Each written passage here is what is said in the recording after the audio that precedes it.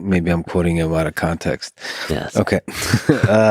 Let me just ask you about some possible criticisms of Bitcoin. Mhm. So on centralization, so there's a criticism on the mining and on the node side, or the node is not really the criticism, but Bitcoin mining is not fully decentralized because a small number of miners control a majority of the hashing power. I looked it up. There's 10,000, 15,000, whatever the number is, of computers that are full nodes, that have the full, that are actively connected to the network. So you could argue that's decentralized because it's global, it's all across the world. But the miners, they're still, it's more centralized. So if you're thinking of making a case for Bitcoin being decentralized, do you worry about the miners being somewhat centralized? Is the nodes the important thing to think about? Yeah. And what number of nodes counts as centralized and not? The nodes are what matters, because the nodes are what determines Bitcoin's consensus parameters. I think the best way to think about it is that miners simply sell a commodity to the nodes, and that commodity is Bitcoin blocks. So what a miner does is they solve the proof of work problem. So they keep operating their computers until they can get a solution to the problem. And then they attach that to a bunch of transactions and present it to the nodes for the nodes to ratify and approve it. So therefore, I strongly recommend people learn about the 2017 block size war to understand why miners don't control Bitcoin. I discussed this briefly in my Bitcoin Standard, but there's a recent book that discusses this in detail called The Block Size War by Jonathan Beer. It's a great description of, in 2017, essentially the miners thought that they could control Bitcoin. There was one mining company that produced the majority of the machines that were on the network, and they and their allies had a control of the machines that were out there, and they controlled the majority of the hash rate. And they thought that they could change Bitcoin's they could change Bitcoin's block size, which is a tiny little detail, technical parameter. It's not even all that big of a deal for the economics of it. But they thought that they could pass this change. They could force this change on the network. And the members of the network rejected it, and they weren't able to do it. So the nodes are what is sovereign. The nodes are what determine the rules of the game. The miners are a service provider. The miners invest capital up front. They buy the machines, they buy the electricity, they buy the storage, they buy the locations, they pay the rent, and they invest all of that money based on the idea that if they behave according to what the nodes want, the nodes will reward them with Bitcoin. So the miners are in no position to dictate terms for anyone. They've put up their capital up front, and they will only recoup it if they do what the nodes want. So therefore, what really matters is the decentralization of the nodes. So you want to have as many nodes as possible. You want to have a system where there's a large number of nodes, and this is, of course, the biggest problem with other digital currencies is that, because basically Bitcoin has cornered the market on a digital currency, the only way that you can really get traction is to generate a whole bunch of buzzwords about, we're doing this and we're doing that. And so other digital currencies are optimized for bells and whistles and buzzwords. And that means adding a computational load, which makes the nodes bigger, harder to operate, and therefore you have a very small number of nodes. In fact, very few digital currencies are keen to publicize how many nodes there are, and they don't have full nodes in the true sense. And it doesn't even matter how many nodes they have, because de facto, you can spin up 1 million nodes tomorrow on AWS. Doesn't really matter. What matters is, de facto, do the nodes dictate the rules of consensus? And the fact that with most digital currencies you can have hard forks very frequently and they can change the supply all the time means that there's a small group of people who agree amongst themselves how to move forward. Yeah, so you threw in a few criticisms of altcoins there, but so one is the small group. That one we could talk about. It's a tricky one, and we talked about that with Satoshi Nakamoto. But the other one is small number of nodes. So to push back on that, as computational power increases, you can argue that enables more and more cheap computers to serve as nodes. So at least it paints a future where nodes are always increasing because computational power is always increasing and getting cheaper and cheaper and cheaper. So at least there's a hope for the future for greater and greater decentralization on the node front. Yeah, but I mean, ultimately, again, it doesn't really matter how many nodes you have if you have if the way that the currency is run is that you're going to have a hard fork every few months, which is the case with most other currencies. Bitcoin is the only one that's not have a hard fork. Basically, the unique thing about Bitcoin, in a technical sense, is that you could get the original software that Satoshi himself ran in 2009 to start the network, and you could run it today, and it would sync with the blockchain. There's one bug you need to fix. One mistake that would have only appeared, I think, in around 2013 or 14 or something like that, so that he wasn't aware of back then. So you just need to fix this one tiny little bug, and then the consensus parameters are still the same, so you're able to sync to it.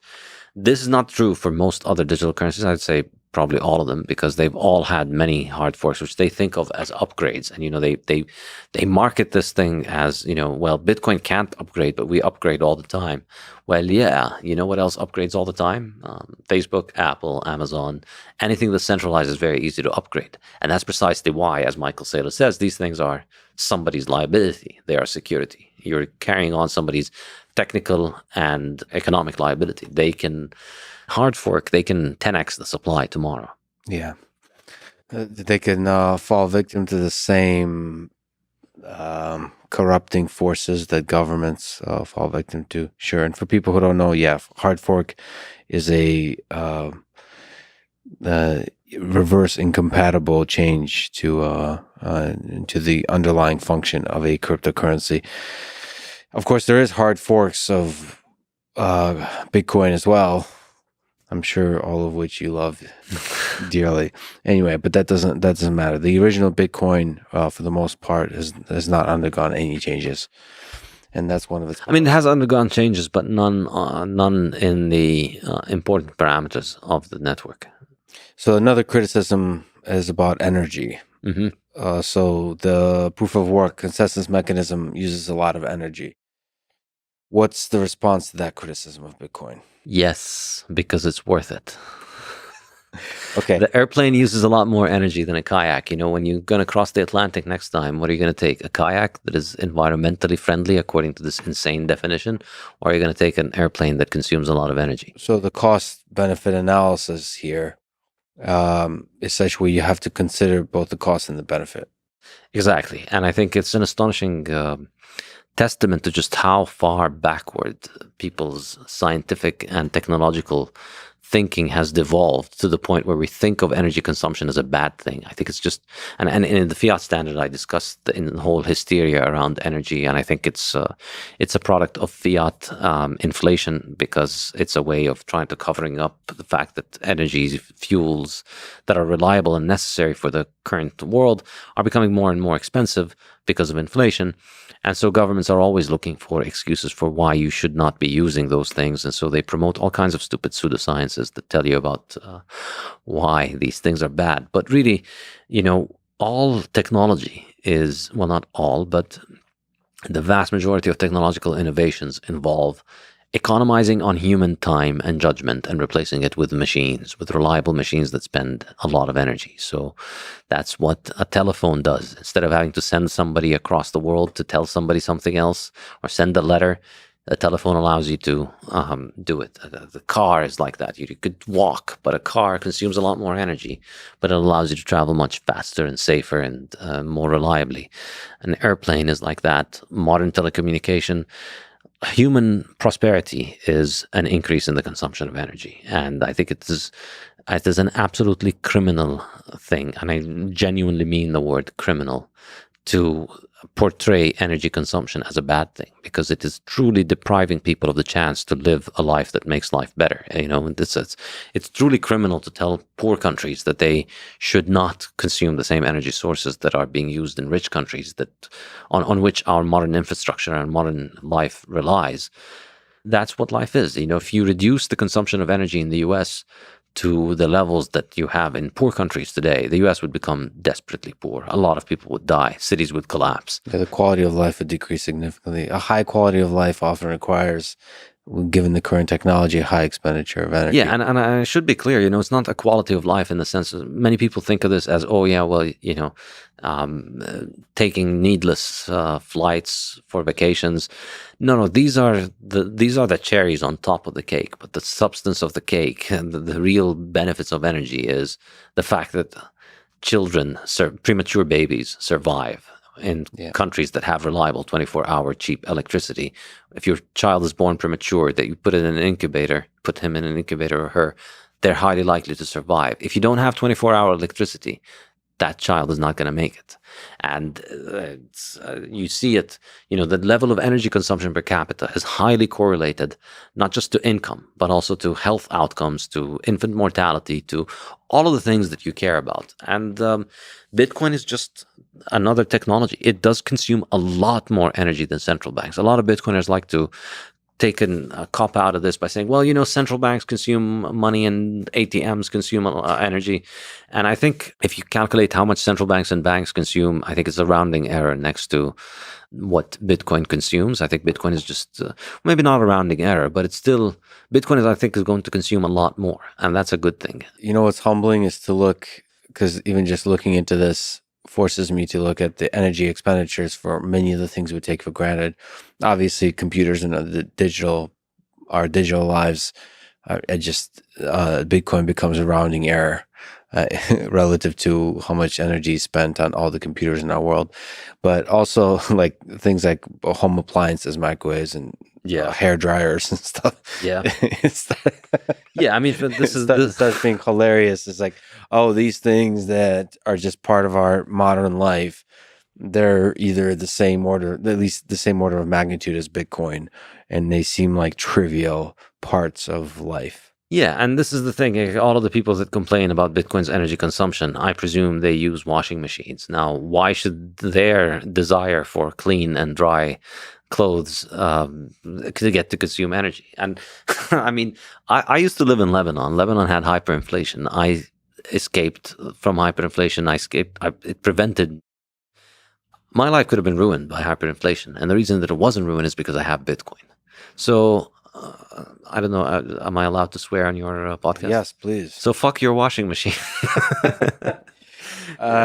Given a choice between my washing machine and my Bitcoin, I'll choose Bitcoin. It's a technology that has already saved my life, and I think it's going to save the lives of many, many, many, many more people. So, but of course, I don't have to choose between my Bitcoin and my washing machine, because this is, we're just constantly consuming more energy, and we're going to continue to consume more energy in this world. And that's just what progress is. And a small remark. So in principle, I don't think this is a problem. But the other thing about Bitcoin, where it is different from washing machines, Bitcoin is truly unique in this. It's the only thing whose energy consumption can be produced absolutely anywhere. Your washing machine needs to be in your house where you live, and you live in a city surrounded by 10 million people, and they all have their washing machines, and they're all connected to the grid, and they generally tend to do their laundry around the same time. And so you have to put the load of the washing machine on the grid at the same time. There needs to be one power plant, and all of the infrastructure needs to work at the same time. And the electricity is pretty expensive because it's being done in a place with high demand. Bitcoin does not need to buy electricity from places where it has high demand, because it can buy electricity from anywhere. This is what's truly mind-blowing about it. You can buy, what you need the electricity that you need for mining can be done anywhere. So you can mine, you can have a waterfall in the north of Canada, 300 miles away from any population center. There's water falling, there's energy. You can put a hydroelectric dam there, and then you can use that energy to operate the miners. And then the miners just need a satellite internet connection. And effectively, you're selling that energy that is isolated to the grid. And because of the way that Bitcoin functions, because of the difficulty adjustment, the only profitable miners are the ones who can get cheap electricity. Basically, if you're mining at grid cost, if you're mining at around, the average electricity price in the world is around 14 cents. If you're mining at 14 cents in Bitcoin, you're most likely not going to make it. If you're running your miners at 14 cents, because everybody could mine at 14 cents. And so what happens is, if everybody's mining at 14 cents stops being profitable. And then only the people mining at a lower price are profitable. So that's why Bitcoin mining is not competing with your washing machine. And this is the absurd thing about this kind of energy scarcity viewpoint, where, oh no, it's a catastrophe, Bitcoin is taking all the electricity, as if the electricity is just one fixed pie that we all have to share and fight over. And this is how I keep making fun of these stupid headlines they put out, where Bitcoin's consuming more electricity than Portugal. All right, well, maybe we should shut down Portugal then. What the hell is Portugal giving us?